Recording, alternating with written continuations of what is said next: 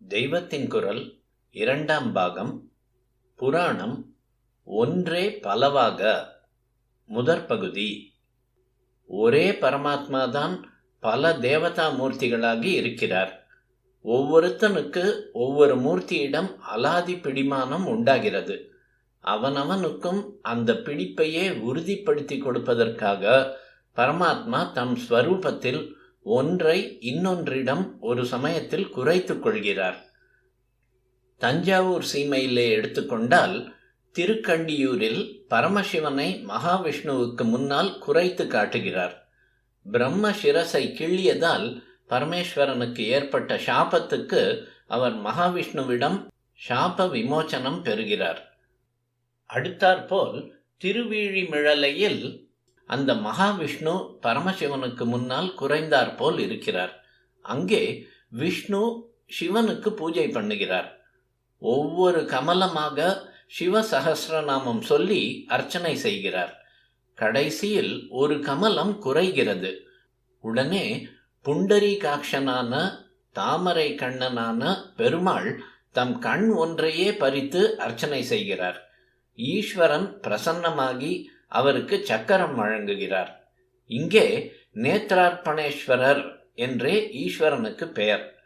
கண்டியூரில் பெருமாளுக்கு ஹரசாப விமோச்சனர் என்று பெயர்.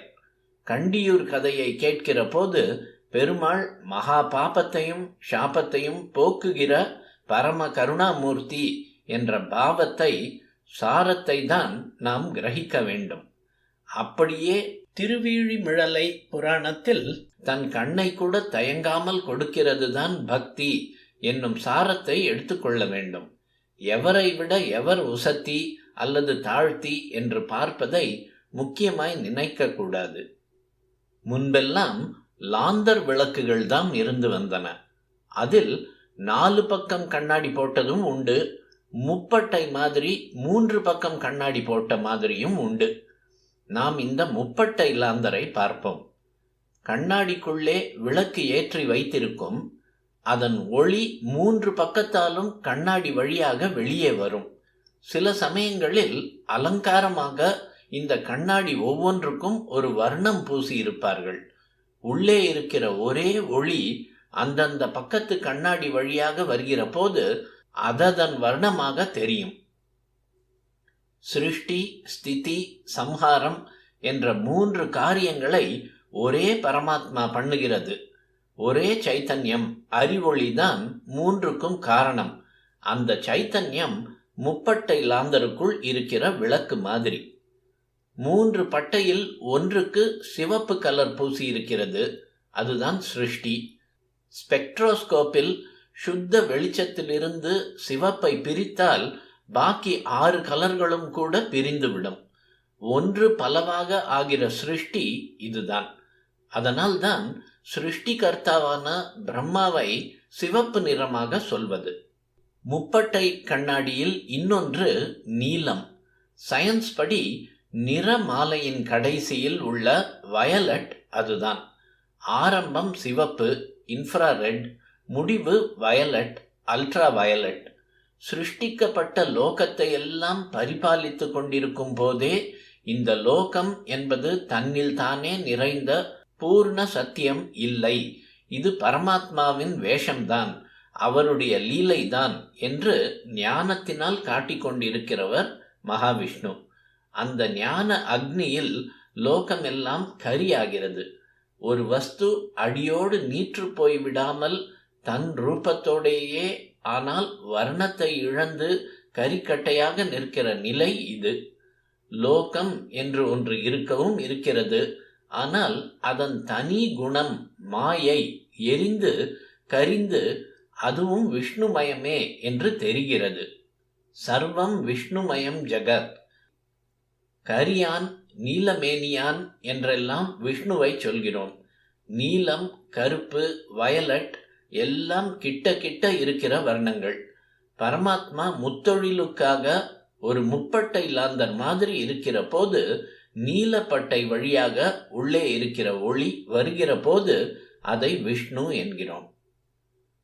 முப்பட்டை லாந்தரில் 3வது பக்கம் கண்ணாடிக்கு கலர் பூசாமல் உள்ளபடியே விட்டிருக்கிறது. ஞானத்தில் எல்லாம் எரிகிற போது முதலில் கரிக்கட்டையாக ஆயிற்று. அந்த கரியையும் எரித்தால் எல்லாம் சாம்பலாகி விடுகிறது. ரூபம் என்பதே இல்லாமல் நீற்று பொடியாகி விடுகிறது.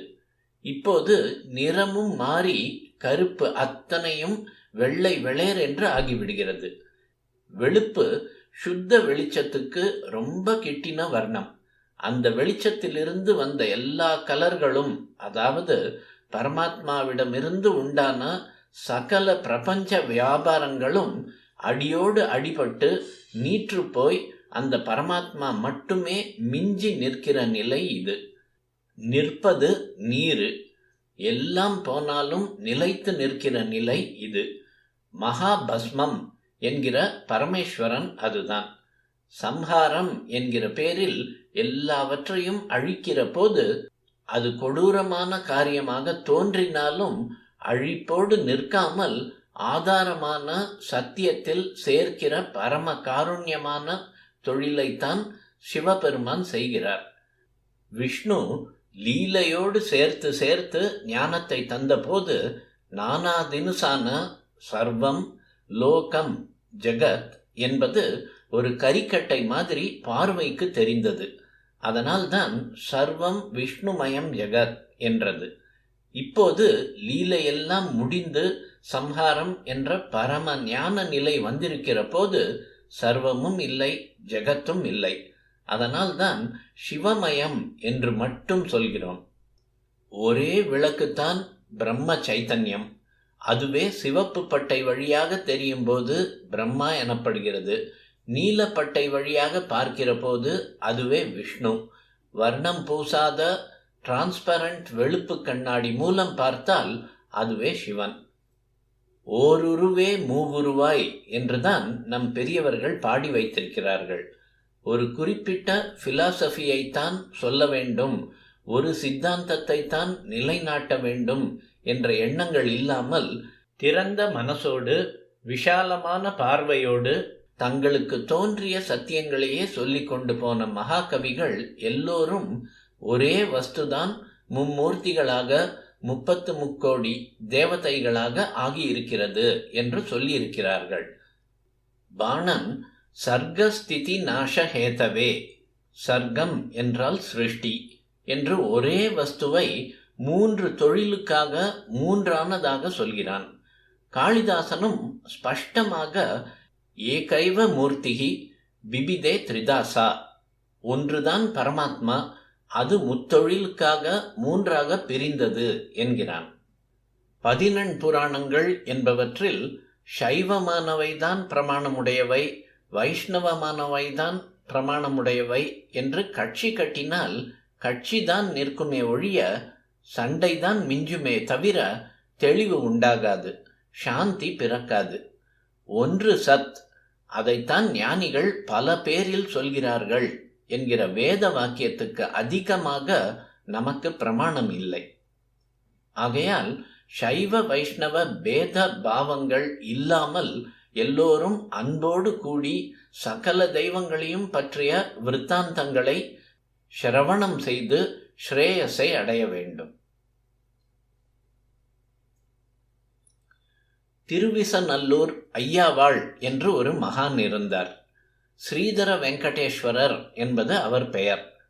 ஆனால் அவர் இருந்த ஊரை மட்டும் சொல்லி பேரை சொல்லாமல் திருவிசநல்லூர் ஐயாவாள் என்றே சகல ஜனங்களும் மரியாதையோடு குறிப்பிடுவார்கள். சுமார் 300 வருஷங்களுக்கு முன் இருந்தவர். பகவன் நாம போதேந்திராளின் மூத்த கான்டெம்பரரி, சமகாலத்தவர். போதேந்திராள் விசேஷமாக ராமநாமாவையும் கோவிந்த நாமாவையும் பிரச்சாரம் செய்து வந்தார். அதே சமயத்தில் ஐயாவாள் சிவநாமாவின் மகிமையை பரப்பி வந்தார். 2 பேருக்குமே சைவ வைஷ்ணவ பேதம் கிடையாது. அதனால் இருவருமே சேர்ந்து கூட திருவிசநல்லூரில் நாம சித்தாந்தத்தை பிரச்சாரம் செய்திருக்கிறார்கள். அவர்களுக்குள் பரஸ்பரம் அன்பும் மரியாதையும் இருந்தன. கலிகாலத்தில் கை கண்ட மருந்து எனப்படும் நாமத்தின் பிரபாவத்தை 2 பேருமே நிலைநாட்டினார்கள். பஜனை சம்பிரதாயத்தில் இவர்களைத்தான் முக்கியமான ஆச்சாரியர்களாக ஸ்தோத்திரம் செய்துவிட்டு அப்புறம் மற்ற தெய்வபரமான நாமாவளிகள் சொல்வது வழக்கம்.